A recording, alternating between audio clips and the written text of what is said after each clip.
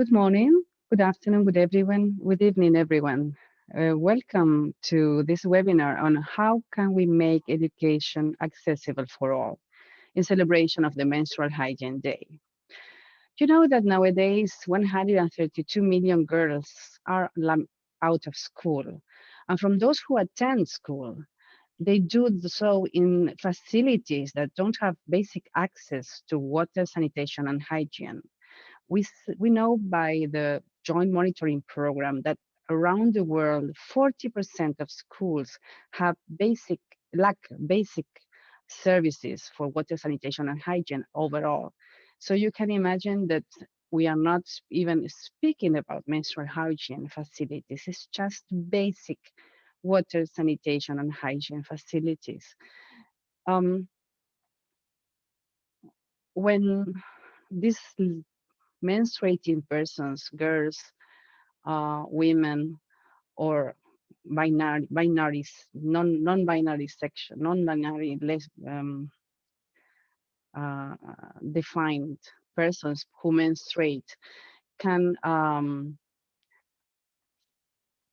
on during these days, and they normally, have to face fear, shame, taboos, and a number of different issues that even make more difficult to attend to school and to be in the same situation that non-menstruating persons. So in order to discuss around these issues and to share good experiences in different countries, we have three good examples from three different countries that we will share with you. Polly Heine is going to share with us experiences from Ireland and the Hygiene Bank.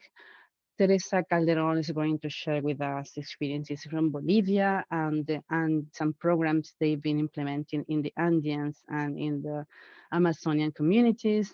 And Kerstin Ixtendon is going to share with us the experiences in schools and other public spaces here in Sweden. My name is Virginia Mariezcurrena. I'm very delighted to be your host today to guide you through these experiences.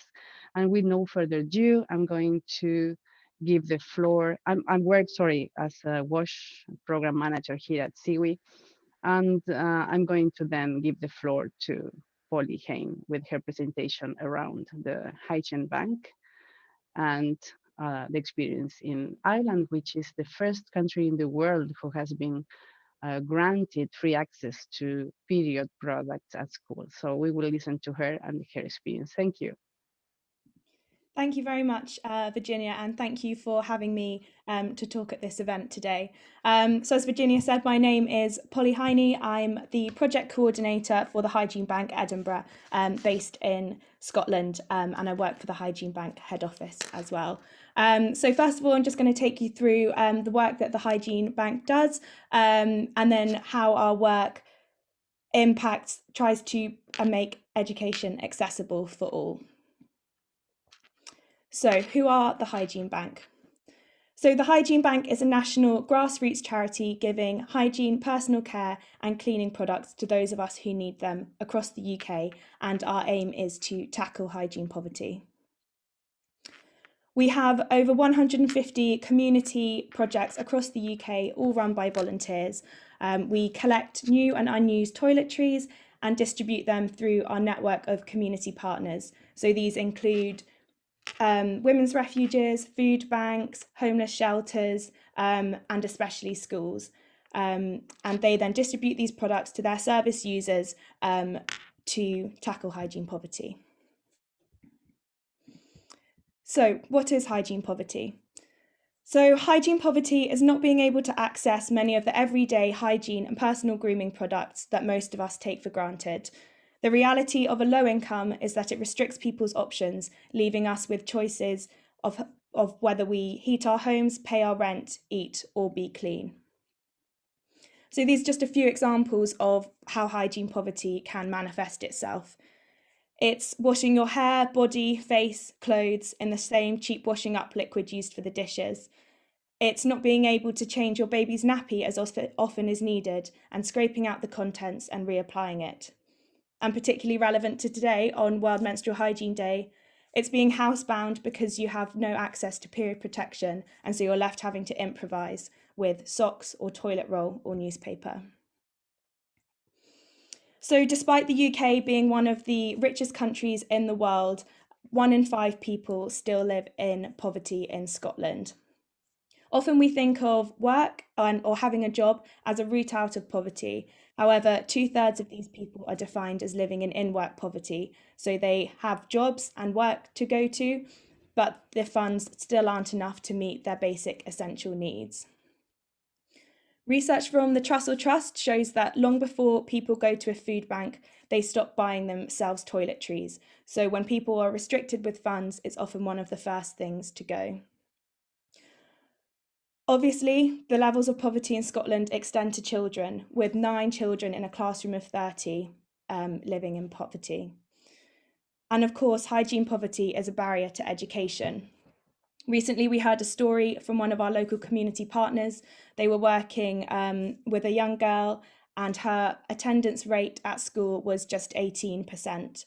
They came to us and asked for some donations. We gave them a bag of toiletries, and then a couple of weeks later, her key worker got back in touch to describe the transformational change that they'd seen in the young girl. She was making eye contact, engaging with people more, and her attendance rate at school had shot up to 100%, and she's now attending college. So that just goes to show how much hygiene poverty can hold people back from society and prevent them from engaging and leading the lives that they want to lead. So as I mentioned, hygiene poverty is prevalent in schools. It negatively impacts both children's mental and physical health. Hygiene poverty leads to social isolation and exclusion, and nearly half of all teachers say that they've seen bullying as a result of hygiene issues. Unfortunately, this problem isn't improving and has especially been exacerbated by the pandemic. 3 out of 10 teachers regularly buy their pupils toiletry essentials because they come to school unclean, unwashed, and need access to these products. And shockingly, tooth decay remains the number one reason that children aged 5 to 9 are in hospital, due to not being able to access the dental hygiene products that they need. So, of course, period poverty is a subsection of the wider picture of hygiene poverty. In the UK, use of food banks is well known and widespread, as is period poverty, often in the media. However, it's important to acknowledge that period poverty is just a subsection of hygiene poverty, and often if people are unable to access food or period products, this likely applies to all other toiletries as well. And of course, this is also a significant barrier to education for girls and people who menstruate. So what does period poverty look like in the UK? Research by Plan International shows that 1 in 10 children in the UK can't afford to buy period products. However, in Scotland, it's thought that this number is closer to 1 in 10.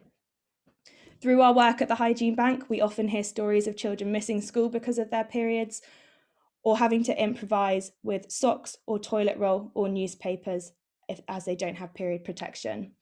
This, of course, not only impacts concentration in school, but also impacts the children's physical and mental well-being. However, Scotland has been making big steps to ensure that no one has to miss out on education because of their period. In August 2018, all schools, colleges, and universities were given funding to provide free period products for all students. When this happened, many local workplaces, restaurants, and local authorities also took it upon themselves to provide free period products in their bathrooms. This was a huge step in the fight against period poverty, especially for people in education. However, it left out a huge subsection of the population who weren't in education but still can't afford period products. So after a lot of campaigning, the Scottish MSP Monica Lennon passed the Free Period Products Bill in November 2020. The Scottish Government voted for a landmark bill which ensures that everyone will have access to period products when they need them. This was places a legal duty on local councils and authorities to provide accessible period products. This was groundbreaking legislation and recognised all around the world. Scotland is setting an example to the rest of the world, with New Zealand already saying that they're going to follow suit. This is just a short video by the Scottish Government, which shows how they work together from piloting in local communities to then changing the law.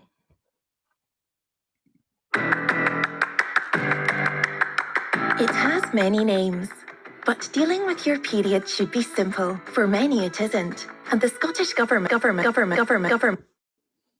Oops. Bear with me.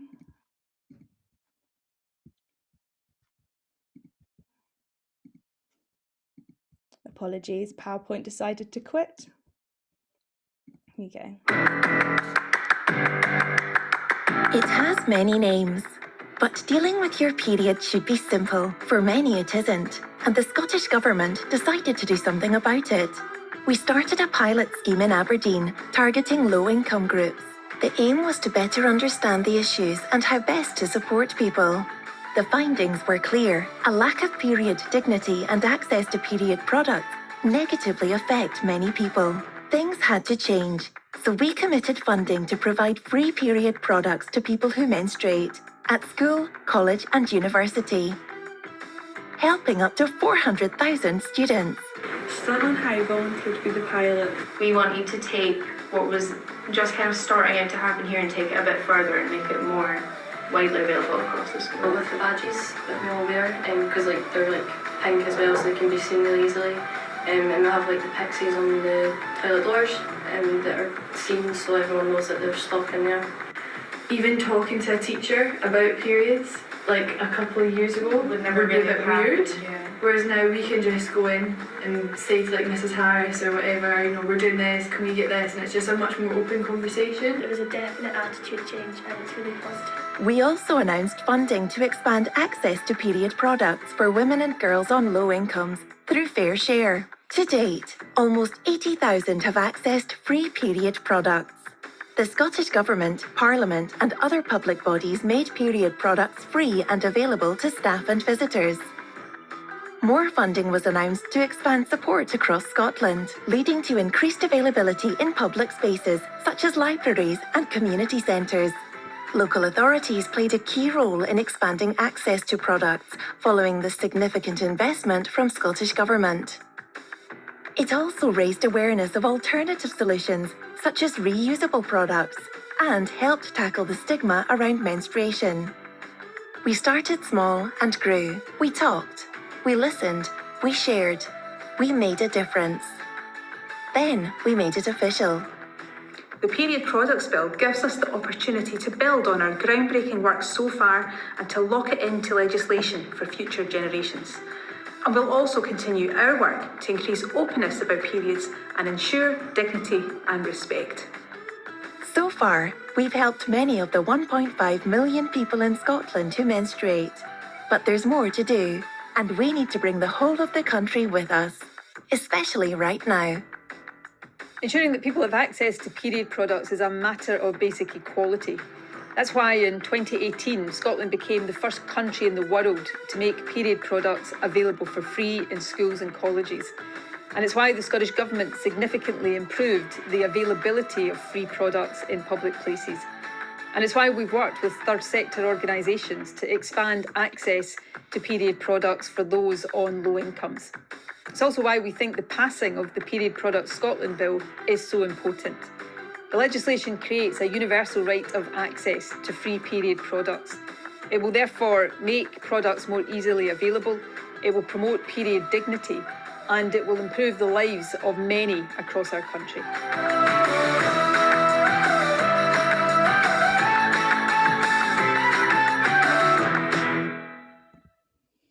There we go. So obviously, Scotland have made a really big first step with tackling period poverty and ensuring access to education. But as always, more can be done. But hopefully it sets an example to the rest of the world.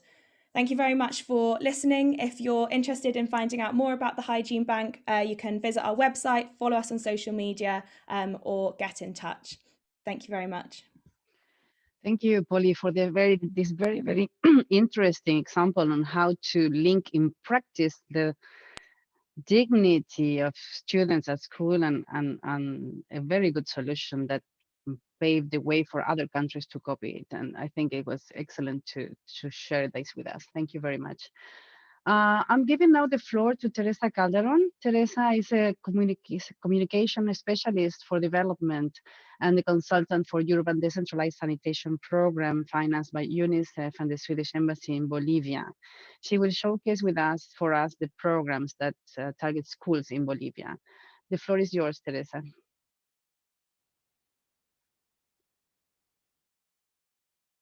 Greetings from Bolivia. My name is Teresa Calderon. I am a Communication for Development specialist. In 2014, while working for UNICEF, I was given the opportunity to be the focal point for menstrual hygiene management in a global project called Wins for Girls, Wash in Schools for Girls. Since then, MHM has become a big passion of mine. Today, I will be sharing with you all the Bolivian experience in introducing and addressing MHM. From its definition, we can understand that MHM is about much more than just hygiene.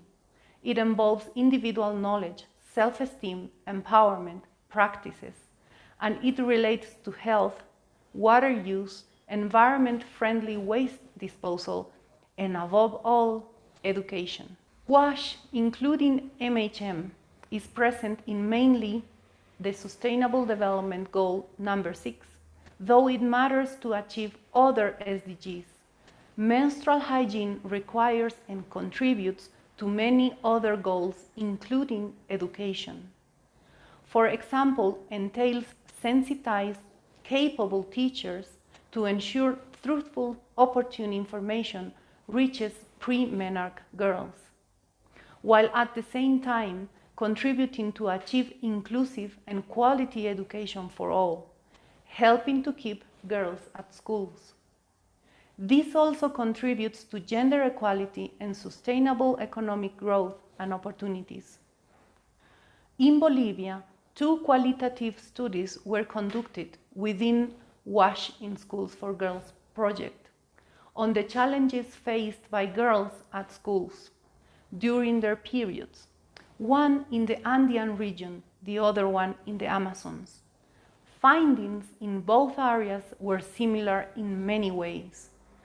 The main challenges are around lack of information, fear, shame, keeping this natural fact a secret, stress due to bullying, and inability to manage menstruation. These challenges are determined by 3 main factors: WASH conditions, including infrastructure and social beliefs and behaviors, access to hygiene supplies, and again, the very central matter of education. The impact reported by girls make a strong argument for the education sector to get involved, playing its vital role. School absenteeism, reduced participation in classrooms, reduced capacity to focus, self-exclusion. The adolescents also manifested concern and stress related to the lack of knowledge regarding fertility and the possibility of unplanned pregnancies. Overall, there is a feeling of disadvantage and that the boys become a very real danger from the menarche on. As the problem was holistic, the approach had to be holistic as well. From the research to the design of the package and the intervention plan, we undertook some technical approaches, placing the girls at the center and reaching their immediate interpersonal level, the community level, and all the way up to the policy-making level.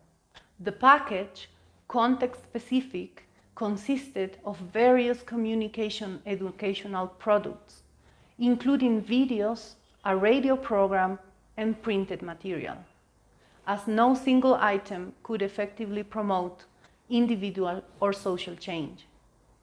The materials and the implementation plan were built under 3 methodological features. First, they were all evidence-based, meaning the findings and testimonies resulting from the studies conducted in Bolivia were incorporated into the storylines and messaging of the package. For example, the dialogues in the radio novel. Second, a socio-ecological framework was used for developing the package, considering the different relationships between people and their environment, and address each relevant audience identified with adequate and opportune information. In this identification, the school communities and all its members are keystone.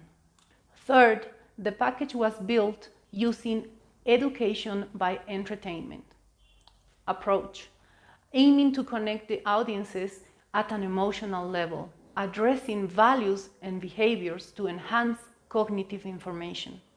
Entertainment education often utilizes the power of media formats and channels, such as radio, TV, and other platforms.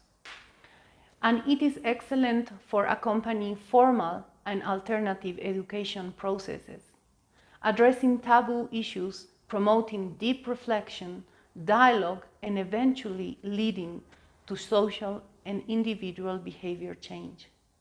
The intervention was also focused on schools, reaching students, teachers, families, but also reaching out to other key members of the community, local leaders and authorities. We promoted schools to design annual hygiene plans using our MHM materials and contents. We also accompany the beginning of these plans' execution through trained facilitators. So what was needed to move the MHM agenda in Bolivia?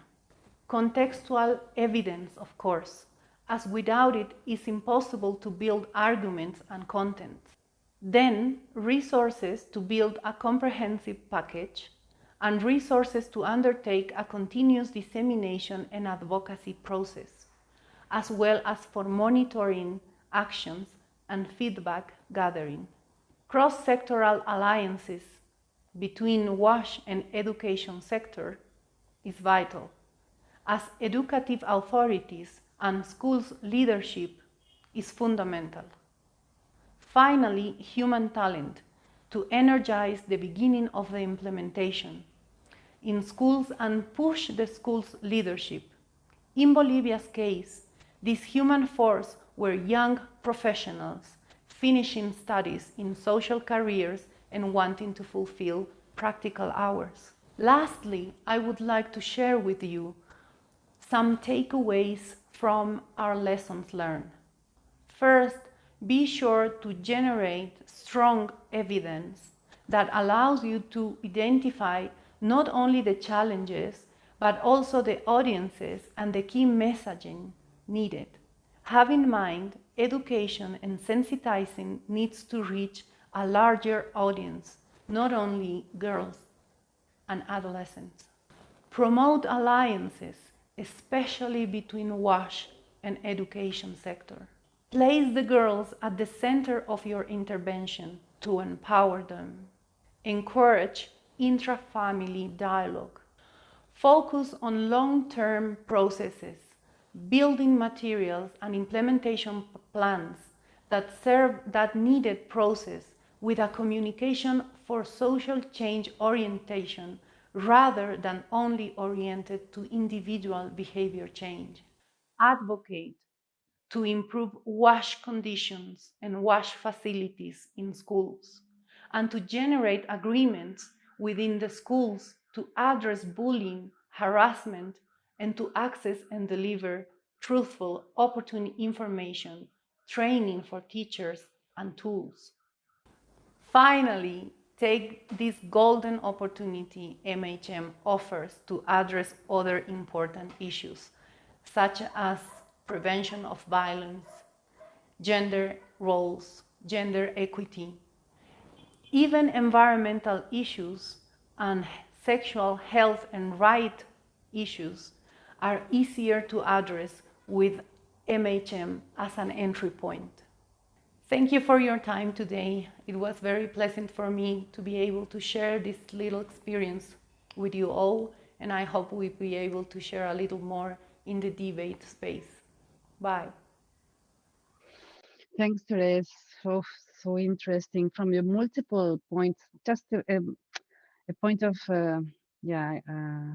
information. Teresa was not sure about the internet connection in Bolivia. That's why she's present here with us now. But she wanted to assure that the message was conveyed through by sending a video. But for the panel discussion, she's live with us. I would like to emphasize what you said about evidence-based communication and targeting specific values and specific communities. We'll come back to that in the panel discussion. And having said so, I'd like to give the floor to Kerstin Isaksson. Kerstin is an expert in sexual education from RFSU, the leading sexual and reproductive health and rights organization here in Sweden. She will present the current progress and challenges that remain to ensure girls are not hindered from attending schools in Sweden. Kerstin, the floor is yours. Thank you. Thank you so much, Virginia. And also thank you, SIWI, for arranging this panel discussion and this event. Also thanks to Polly and Teresa for your very interesting and inspiring presentations. Like Virginia said, my name is Kerstin Isaksson, and I'm an advisory manager for sexuality education at RFSU, the Swedish Association for Sexuality Education.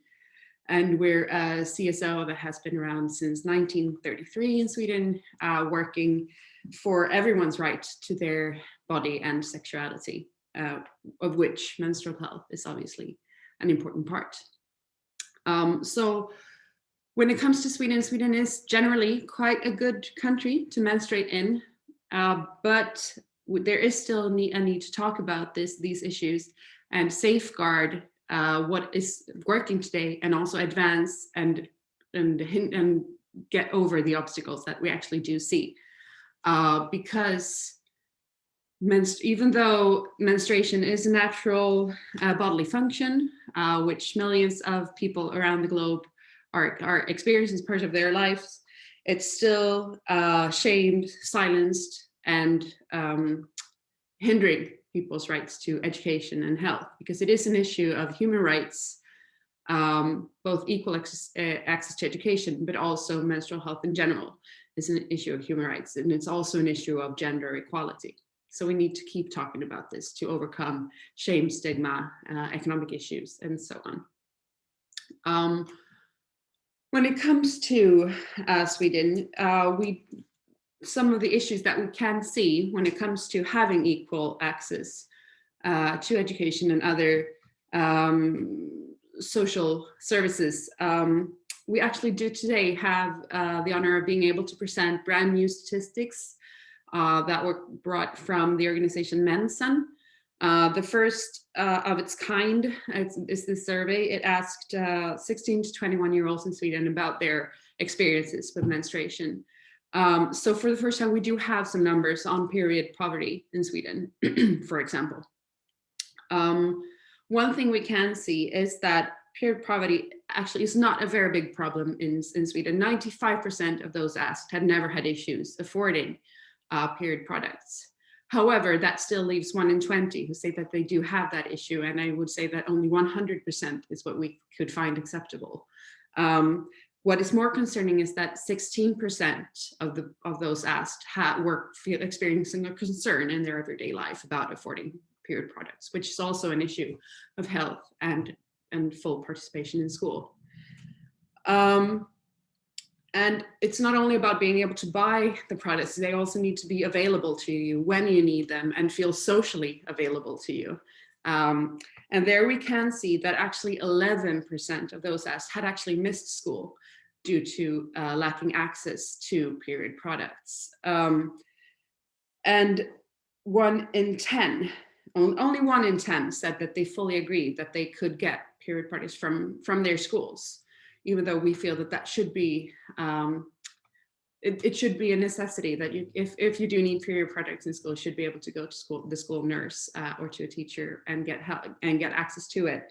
And actually only 1 in 3 said that they did know that they knew who to ask if they needed the products. We also need to be able to overcome shame, stigma, knowing which period product is right for you, knowing how to deal with your menstrual hygiene. We do need a lot of knowledge about how your body works, how menstruation works. And only 17% claimed that they felt that they knew enough about their periods when they got it for the first time. And even though sexuality education is mandatory in schools, we do not manage today fully to include enough information about menstruation so that people who do menstruate feel safe when they get their first menstruation. And another aspect of knowledge is how to judge your pain or your problems with menstruation. From our work at RFSU, we can see that it still is an issue that even in those groups where menstruation is normalized as a natural bodily process, pain is almost too normalized. With that, I mean that you get the message that when you get your period, you get period pains, and that's the way it is. But you do not get information about what is too much period pain. When does it reach the point where you should get help? When there's when you could go to a clinic to get help in dealing with your pain or dealing with your anxiety and so on. So we do see how there is a large group of girls and others who menstruate who do miss out on school because they are experiencing excessive pain and do not know that there is help available for them. It could be endometriosis, it could be PMS or other excessive bleeding, for example, and not knowing that there is actually support and help available to you. We see that for the group of girls and others who have experienced female genital cutting and have been infibulated, meaning had parts of their vulva sewn together, menstrual pain is an especially difficult part where we need to also take care to increase knowledge about FGM or FGC and what that can mean for you during your period and where support and help is available for you. We also see that stigma and shame is still an issue. 72% of those asked had heard derogatory comments, jokes, etc. about their periods, which does of course contribute to silence, shame, etc. And 20% felt that they were too ashamed to ask for period products or to buy them. So there's also work needed to be done in this area. And one thing that we can do is, of course, since I work for an organization with sexuality education, I will mention talking about it sufficiently in our sexuality education. We need to make information about menstruation available for all genders and start from an early age so that you do have the equipment and the sufficient knowledge when you do get your first period. And including all genders is especially important because that's when we can also normalize periods, it can increase gender equality, and it also visualizes that not all people who do menstruate are girls or defined as girls, as well as not all girls do have a period. So this is also something that we need to include information about. The way we talk about periods should be in a positive, evidence-based way, same as Teresa mentioned, where we normalize periods, but we do not normalize excessive pain or problems. We talk about it as a natural bodily function. We talk about how it works, how it can impact your sexuality, how it works in your body, what period products to choose, etc. And I would also like to applaud Scotland for their amazing bill that has passed, because providing free and available period products is an issue of justice, availability, and rights. And we can also see that those municipalities or workplaces in Sweden who have started doing that, they notice unintended positive effects.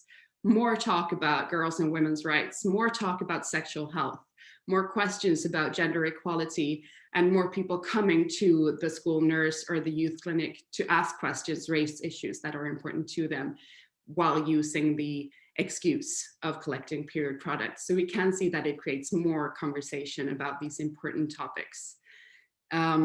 So if you are an educator or in other ways working in schools, You can find materials on our webpage at rfsu.se. We, for example, have a film about menstruation available in 15 languages and also 16 different topics apart from menstruation. And additional methods for teaching about this can be found on rfsu.se/metodbanken. So to wrap up, keep talking about menstruation. Do acknowledge that this is an issue of human rights and justice, and talk about it in an inclusive, positive, and knowledge-based way. And that way we can increase equal access to education for all. Thank you so much. Thank you, Kerstin, for this very informative and interesting presentation that also brings new resources also for the participants to tap into and to use in their own day-to-day practice. So thank you very much for that. I just would like to highlight that something that connects also with the panel discussion we are having now. But before starting the panel discussion, I would like to invite the participants to start writing the questions in the Q&A chat box. Ideally, if you want any specific panelists to address your question, please put the names on them so that we can start reading the questions and posing them to them after this panel discussion. So I wanted to highlight something that Kerstin was mentioning about menstruating persons that are not necessarily girls, from different genders. And with that, ask the first question to Polly, because let's talk about language. Language is so important when we discuss very sensitive issues like menstrual hygiene management. So Polly, what can you tell us about the care we need to put when selecting the language to discuss about these issues? Mm-hmm. Thank you, Virginia. So this is something that we pay a lot of attention to at the Hygiene Bank, not just language around periods, but also how we talk about poverty as well. But when we speak about periods, that's the language we use: period products, period poverty, not menstrual hygiene, not menstrual health, not sanitary products. And the reason that we do, I think, first of all, we need to ask ourselves the question, why? Why do we have so many different words for this one thing? And why are we changing the language? And it's not even just about, like more official terms like menstrual health, menstrual hygiene. It's about colloquial terms like on the blob, the painters in. There are all these phrases that we use to talk about it. I think we need to think, why are we changing our language to make other people feel more comfortable? And why does it make them feel uncomfortable? And if you don't have the language to identify a problem or a situation, Kirsten was touching on it brilliantly in her presentation, you're not going to be able to go and ask for products when you need them, to go to a doctor when you have pain. In workplaces, if you work in a male-dominated workplace, would it have crossed their minds to have period products in the bathrooms? Probably not. But if we're able to have an open conversation, use the language, don't kind of skirt around it, that in turn, using that one small change can actually really have a big impact on the stigma and the shame that surrounds periods in a lot of communities. It's a work in progress, but it's a really small change that I think can make a really big impact. Great, thank you, Polly. It's really interesting, and this gives me also the idea of another question for Teresa. Polly was speaking about stigma and taboos. And in your community work, also you discussed in your presentation about values and how important it is to take into account the community values to start the conversation. Can you elaborate a bit on that, how it worked in your experience? Yeah, thank you, Virginia. Well, we actually had this happening to us quite a few times. As you may know, and as you mentioned, we can be very reserved people. We are especially in the Andean region and the mountain regions of Bolivia, and even our Andean neighbor countries. Nonetheless, quite a few times after finishing our interventions in communities and schools, we received the visit of a group of girls approaching the female facilitators and group of boys approaching our male facilitators, asking for further information regarding especially how to prevent unwanted pregnancies and other sexual health related questions. We had even a group of parents who even in the beginning were very reluctant and very suspicious regarding the contents and essence of our work and sessions and materials. But after checking and verifying and double verifying our contents were about hygiene practices, including hand washing and water, safe water consumption, etc., bullying, self-esteem, all these things, they themselves asked us, our teams, for further information regarding family planning, for example. They don't phrase it as sexual and reproductive health and rights, but that it's the essence that they are asking for themselves, of course. And this proves how MHM really is a golden door of opportunity to address other issues that otherwise get rejected due to cultural barriers and values and beliefs in some communities. But this is like, it's a very smooth entry point. You don't need to impose the conversation. It would naturally flow towards that. And it would be requested by them, not brought up to the table by us. So I guess, yeah. Does that answer the question? Absolutely. Yeah. Thank you, Teresa. Very, very clearly. Thank you. And from a country with a very closed approach to these matters, let's come back to Sweden and to a country where the frontal talk is encouraged. And then in that sense, Kerstin, I would like to ask you that you encourage us to have a clear and very straightforward conversation with our male colleagues. And can you elaborate a bit on the issues around visibility, affordability, and accessibility? Thank you.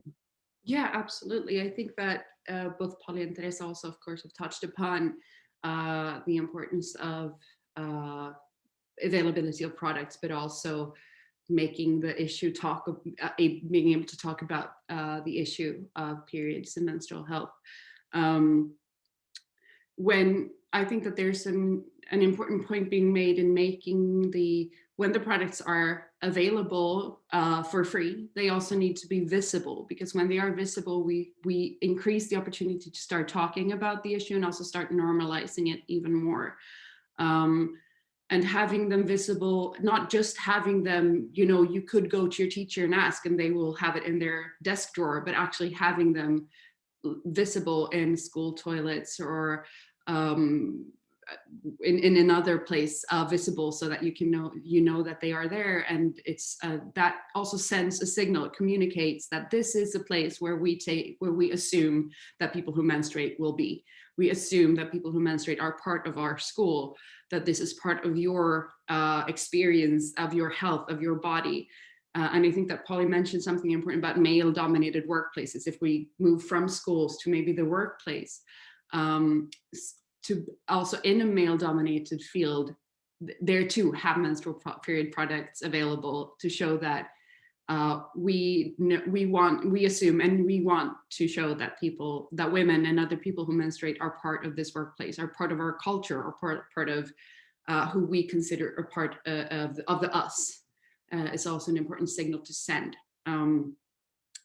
And also I think that because if we also are staying a little bit in the adult arena, moving past education, we see that in Sweden, access to period products is a larger problem if we look at, for example, populations in homelessness or and so on. And there, I would say it's also important to think extra about the accessibility. Could we have period products in public restrooms, for example, and think about that as a necessary product in the same way as medicines or clothing, for example, because that is also a big issue for women and others in homelessness, in accessing or taking care of their menstrual health and accessing products.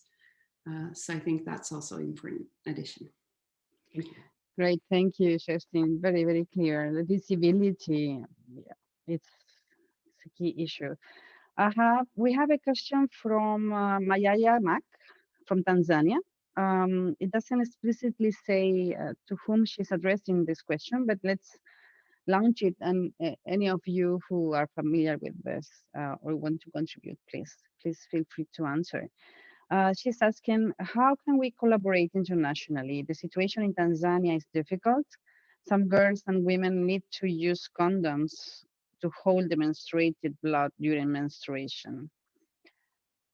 And I'll ask you another question. This is specifically for Polly, while you think who wants to answer the first one. Codon, I'm not sure sorry, coming back to the question. Some girls and women need to use codon to hold the menstruated blood during menstruation. Okay. And the second question is for Polly. How do you go about approaching decision makers to provide free period products? Many just argue that it is too expensive. How do you go around that?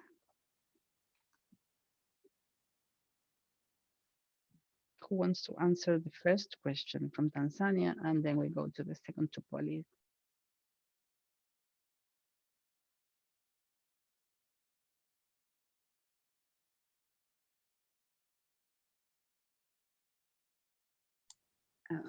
Well, I can answer to some extent, and maybe the others can expand or add to it. I've heard about this issue before, being forced to use cow dung or similar to hold your menstruation, which is obviously unsanitary and can be causing infections for the girls and others. So it's an important issue and an important question raised. I think that this again is, of course, an issue of shame and taboo surrounding menstruation and of poverty, of course, accessibility and affordability. So I think that more international collaboration is needed when it comes to including SRHR, sexual and reproductive health and rights, as a mandatory part of international collaboration and development projects and programs, and also thinking about what works in each specific context, what type of products are realistic to use in different contexts in different countries and so on, so that every person who menstruates can have a healthy menstruation and can take part in all parts of life that they would if they had access to those products. Also, can I go? I was about to run and bring a pad that we made in Bolivia as part of the intervention we made. I agree with Kerstin, more international help is needed, but also some local solutions can be imagined and provided. Actually, the pads we handmade it in Bolivia as a proposal were brought to us by the AfriPad. That was, an initiative in Africa, and we improved it like along the years. We haven't had yet, I don't know, like the perfect prototype. Even I tested it. It's comfortable. It's not as comfortable as a commercial product, the ones that you can find in a pharmacy or a drugstore. But it is a supplementary solution. People are already doing whatever it is they are doing to solve their own problems. and everything and anything that we can do, it's going to come to contribute, to make a contribution. It's not going to be the solution, it's going to make a contribution. And I do think both international help is needed, but I also think there are some very, very interesting local initiatives to make their own sanitary products. I have heard about, organic things made out of the leaves of the banana trees, and I've heard about many locally built with local materials products. And I think this is a growing, it's not an industry, it's a small scale, maybe family or small groups initiative, but I do think there is a lot to dig in that way. So the products are provided also and manufactured locally, Thanks.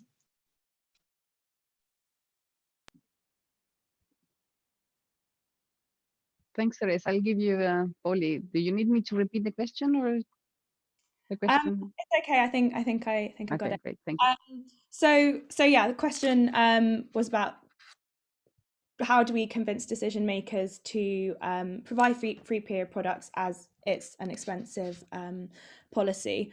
I think first of all we have to think about in public toilets there's toilet paper. We don't question that. That's, it's an essential item, it's a public facility, and it's there because people need to use it. If you look at it from an economic point of view, we've had lots of stories today about the main point being girls and people who menstruate missing out on education and on school. And that in turn, if the average period lasts 5 to 7 days every month, if someone is missing that much school throughout their whole education, that's going to have a serious impact on their prospects, on the jobs that they have, and being able to contribute to society as well. So if you look at it purely as a kind of economic point, it's the same in workplaces, as we've discussed as well.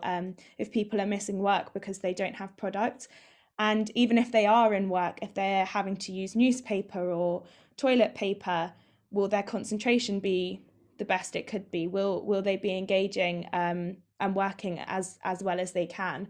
So that's kind of looking at it purely from an economic point of view, but from a health point of view as well. The same with using these products that aren't made for that use can have long-term health implications on people, and again impacts the health system. So that's kind of looking at it from a health and economics point of view, but ultimately it is a social justice issue. It's a human rights issue. If there is something that is preventing gender equality and girls and people who menstruate to access education and work, then fundamentally it's a human rights issue. Everyone should have access to the products that are needed to keep them safe, clean and well. And if that's not happening, even in, as I said, a rich country like the UK, then that's a big problem. And of course, ultimately, with period poverty is a subsection of poverty as a whole.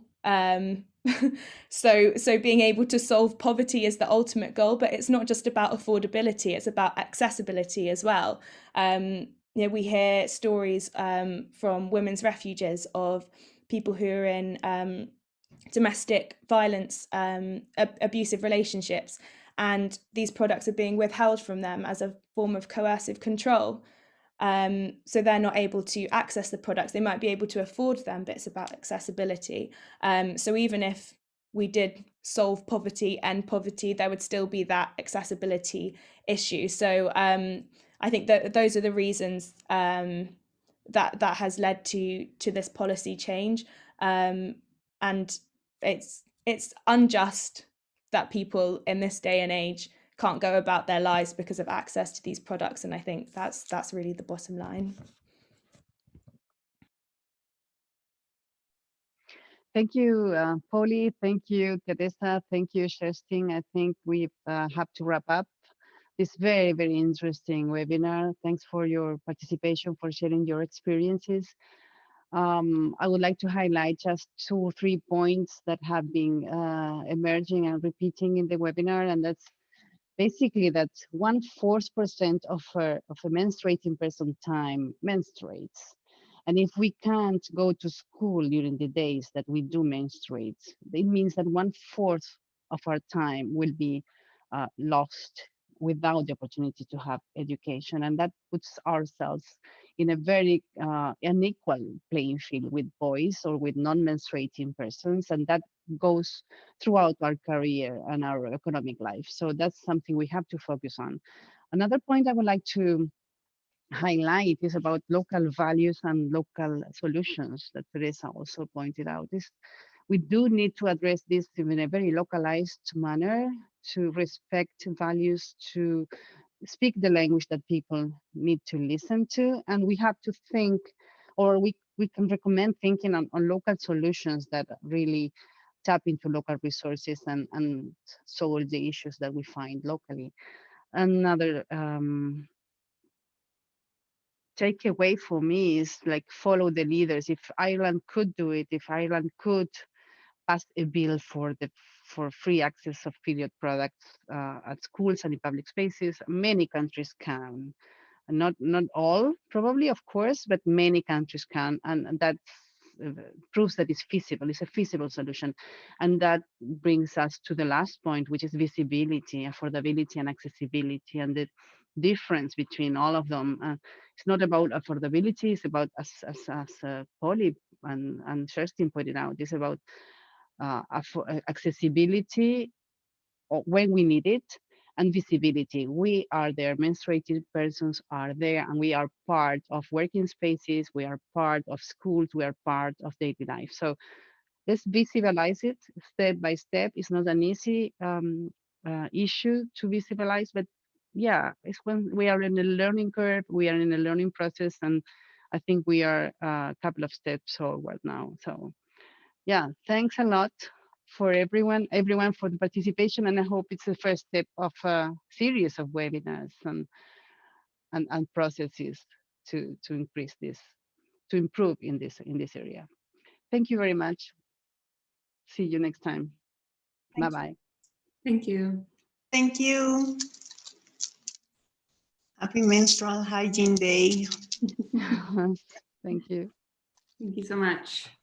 Thank you. Bye. See you next time.